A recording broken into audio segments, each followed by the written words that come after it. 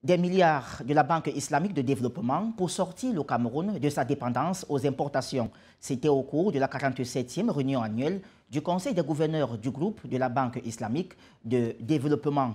Il en ressort donc organisé au début du mois de juin en Égypte. Cette institution financière arabe a approuvé un financement en faveur du Cameroun d'un montant de 79,44 millions d'euros, soit environ 52 milliards de francs CFA.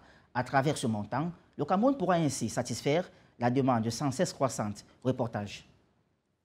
L'objectif de ce programme gouvernemental est de doter la production locale de cette céréale et de se faire réduire les importations massives qui obèrent les réserves en devises, contribuant ainsi à creuser le déficit de la balance commerciale du pays. Selon l'Institut national de la statistique, le riz et le poisson congelé sont les principaux produits alimentaires importés au Cameroun. Pour le premier semestre 2021, le riz, à lui tout seul, représentait 5% de l'enveloppe globale des importations du Cameroun, chiffrée à 1824 milliards de francs CFA pour 5,07 de tonnes de marchandises. Afin de satisfaire une demande locale sans cesse croissante et face à une production locale qui tourne généralement autour de 100 000 tonnes chaque année, les autorités camerounaises annoncent des importations de 400 000 tonnes de riz pour le compte de l'année 2022 courante. Ces importations, qui surviennent dans un contexte de hausse généralisée des coûts mondiaux et des tarifs du fret maritime, devraient se faire en franchise des droits de douane et d'autres redevances portuaires.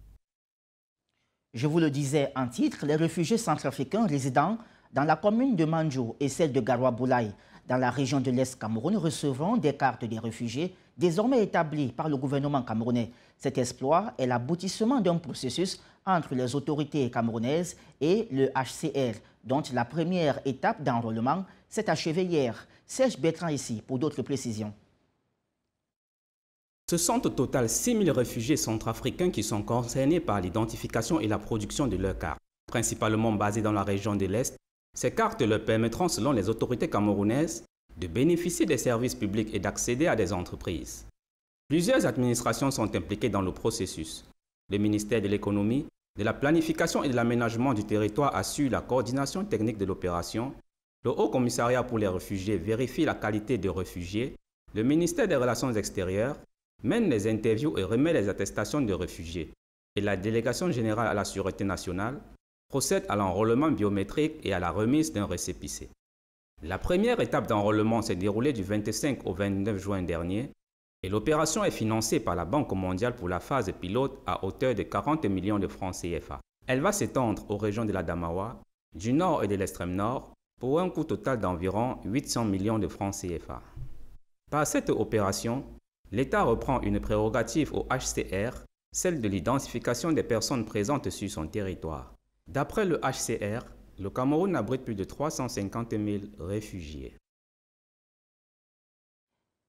Merci Serge Bertrand ici. Mettons le cap à présent à Yaoundé, où la 33e session du comité de concertation et de suivi du dialogue social vient de se tenir à Yaoundé justement, avec pour préoccupation majeure la lutte contre l'inflation. Au terme de cette session, les syndicats, le patronat ont approuvé les avancées opérées dans le monde du travail à travers le dialogue social. Les syndicalistes ont en outre suggéré leur implication dans la résolution des problèmes des travailleurs, notamment l'immatriculation qui assure la sécurité sociale. Rostan Obam est à Yaoundé. L'inflation générale au Cameroun est au centre de cette session du comité de concertation et de suivi du dialogue social. Cette fois, le comité apporte du nouveau pour penser la stratégie de lutte contre cette crise en mettant le cap sur la fixation des prix des produits de consommation. Là-dessus, le ministère du Commerce relève qu'aucun prix n'est arrêté sans avoir au préalable passé un dialogue social avec la Ligue des consommateurs. Pour faire mieux, les syndicats suggèrent également leur présence dans ce processus.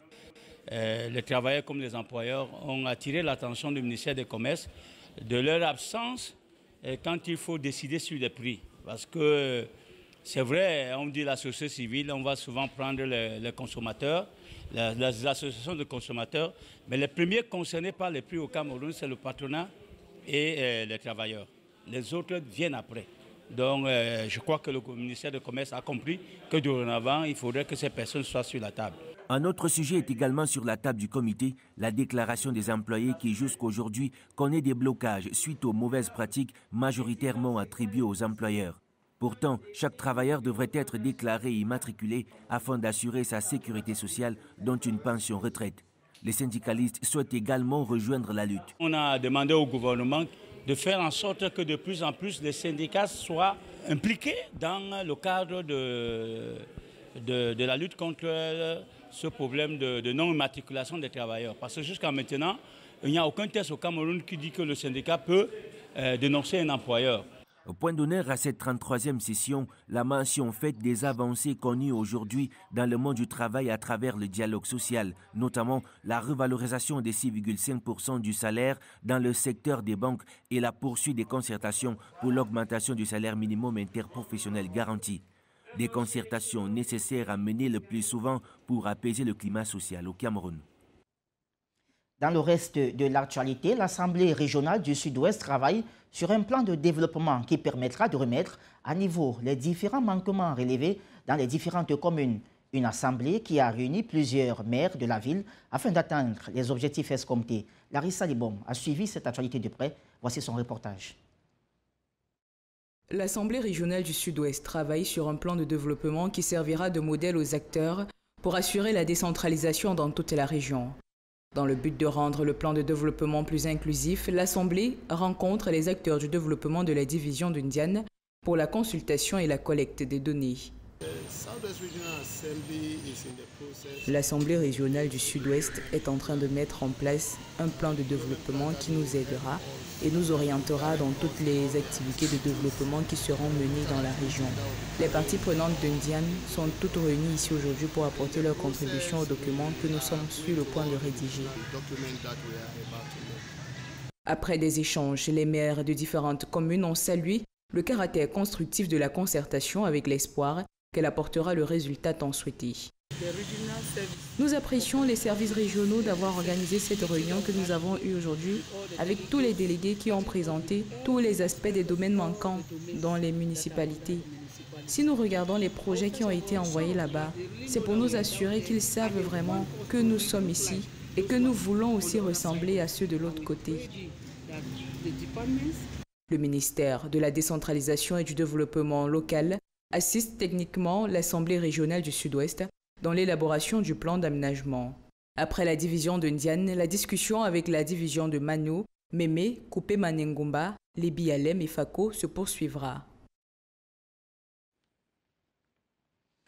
Encore une attaque des séparatistes dans un poste de gendarmerie. La dernière du genre était le poste de Babadjou dans le département des Bamboutos qui a subi les affres des assaillants lourdement armés dans la nuit du 27 au 28 juin dans la localité dans le nord-ouest à Bamenda. Après la riposte de l'armée nationale, le bilan fait état de 3 gendarmes blessés et de plusieurs suspects interpellés. Larissa Libom, une fois de plus. Un fort déploiement des forces de l'ordre à Babadjou au lendemain de l'insurrection des séparatistes en Bazonia. Frontalière au nord-ouest Cameroun depuis le début de la crise anglophone, Babadjou subit des insurrections répétées des groupes armés. Dans la nuit du 27 au 28 juin 2022, les habitants de cette commune ont vécu une nuit rythmée par des échanges de tirs nourris entre les éléments de la brigade de gendarmerie de Babadjou et les séparatistes sécessionnistes venus de la région du nord-ouest. Je veux les remercier et leur demander, leur faire comprendre que notre sécurité dépend d'abord de nous. Nous devons d'abord nous battre pour notre sécurité avant que les autres nous viennent en aide. Le simple renseignement qu'on peut donner peut sauver tout le village. Malgré la riposte bien menée des forces de défense qui ont réussi à tenir en échec les assaillants, le bilan fait état de 3 gendarmes blessés évacués à l'hôpital régional de Bafoussam où ils sont actuellement pris en charge. L'opération de ratissage de la localité a permis d'interpeller une dizaine de suspects. Le gouverneur de la région de l'Ouest, Awafonka Augustine, informé, s'est rendu à l'hôpital régional pour apporter son réconfort aux victimes. Il salue par ailleurs la collaboration entre les forces de défense et les populations. J'ai saisi l'occasion pour apprécier le rôle que le comité de vigilance a joué dans ce village parce qu'ils ont accompagné les forces de défense et ils ont donné l'alerte à ces forces de défense qui étaient déjà positionnées pour faire face à ces assaillants. Donc il faudra que les populations continuent à travailler avec les autorités et les forces de défense pour faire face à toute menace dans notre région. Une collaboration qui a permis d'éviter le pire selon le commandant de la Légion de gendarmerie de Bafoussam, le colonel Mbank Milo James, qui s'est rendu à la brigade de gendarmerie de Babadjo pour une remobilisation de ses troupes. Et au lendemain du massacre à Baline, dans le département de la Magno, au sud-ouest Cameroun, le ministre de la Défense, Joseph Betty Assomo, a dans un communiqué condamné ces exactions tout en présentant des condoléances aux familles des défunts. Rappelons que ces attaques simultanées ont fait 32 morts et 4 ressortissants côté Nigeria, des Nigeria voisins. Donc Audrey Milingue nous en dit plus dans ce reportage. Ce communiqué du ministère de la Défense donne les détails de ce massacre. Que s'est-il passé à Balin? Selon ce document, il s'agit d'attaques simultanées. La première dans le domicile du député Aka Martin, où se tenaient les obsèques de son frère. La deuxième, dans un poste de gendarmerie. Les assaillants, selon l'armée, ont également incendié les habitations et le centre de santé de Balin. Furieuses, les populations ont riposté à leur manière, ce qui a conduit à un retrait de ces irrédentistes dans les forêts. D'après le MINDEF, le bilan est de 32 civils tués, dont 4 de nationalité nigérienne et plusieurs blessés qui ont été évacués à l'hôpital régional de Boya.